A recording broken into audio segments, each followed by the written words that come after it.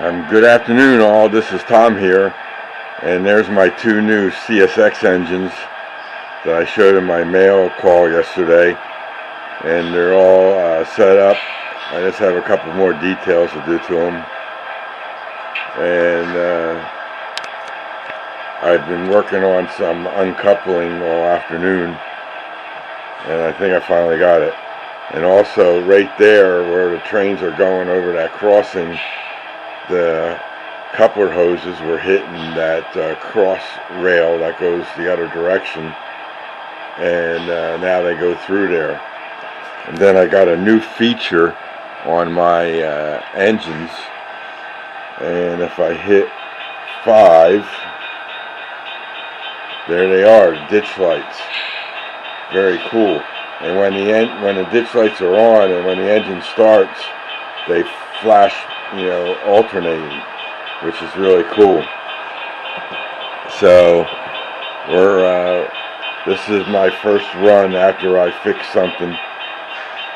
That first car there was uncoupling from the engine in 2 spots. One by that bridge, by that billboard, it would uncouple and then they would roll all the way back down. And then right in this section here, right before the 3-way switch, it would uncouple for some reason. So I changed the couplers on the first car twice. I had a 141 Kadee, and then I put a number 5 Kadee on there, and they still was uncoupling, and they weren't grasping well. So after a couple of tries, then I decided to give them, take the engine, that second engine off, and take that coupler off. It didn't look like a Kadee coupler, so I don't know what kind of coupler was on there. So I put a Kadee 141 on there, and we're going to see how it goes. Now, I made it through that section without uncoupling, but it only did that every once in a while there, but always up on that section. So let's see what happens. Now I'm running this at speed step 10, which is a good speed for this. It's nice and slow.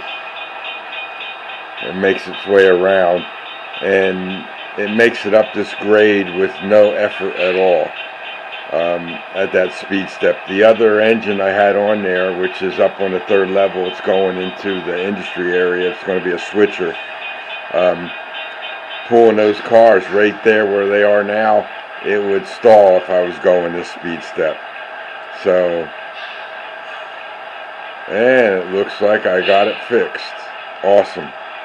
So now this train can run, and we'll see how it goes. We'll give it one more time around, and we'll go from there.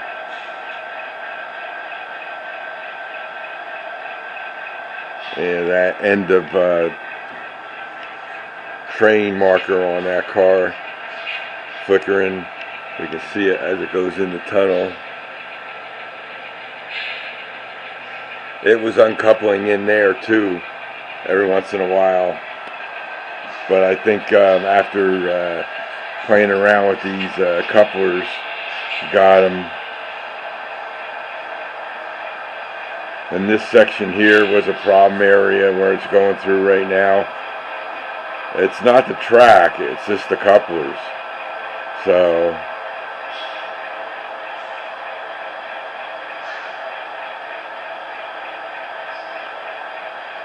that was a tricky section to get, coming off of a decline into a crossing. If it wasn't a crossing, it wouldn't be no problem, but to get that crossing and those and that section of track coming down all smoothed out and everything to work properly was a real trick. But he's making its way around again.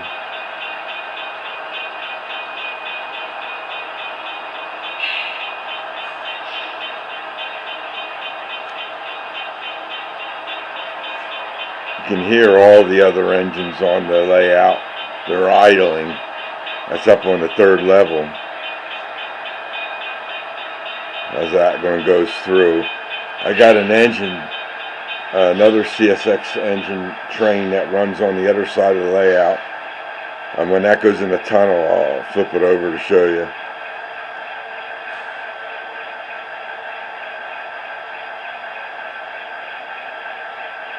We're just going to go up to the bridge one more time, and you'll see. So, okay, he's in. So we're going to pan over. That engine there has a Tsunami 2 in it, but you can barely hear it. And I got to make a baffle for the speaker, which will help that sound problem. And that was the other problem with that one that was on this track too.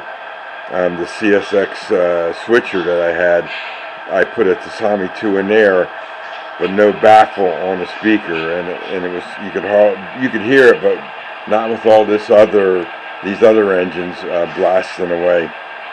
So it's been interesting learning experience.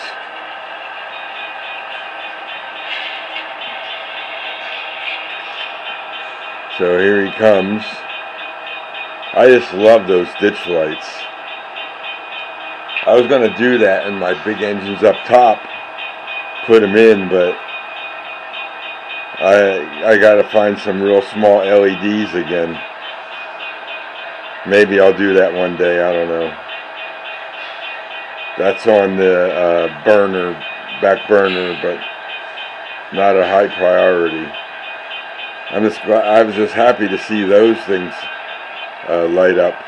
I just found them by accident when I was resetting the decoder in them.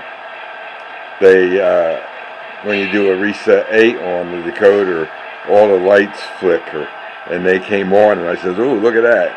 And then I found out what function code it was to turn them on.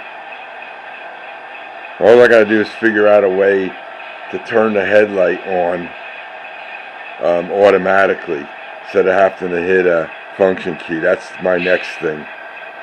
But if I use JMRI and the dispatcher, I can set the headlight on in there. But I'd rather have it do it in the CV and in the engine.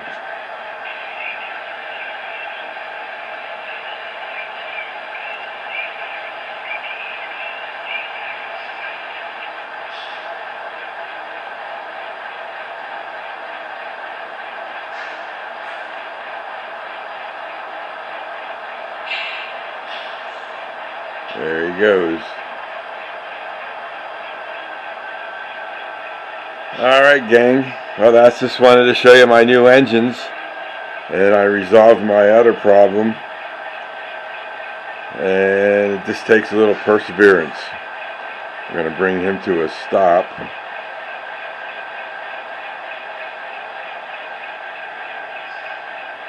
As he gets past the crossing.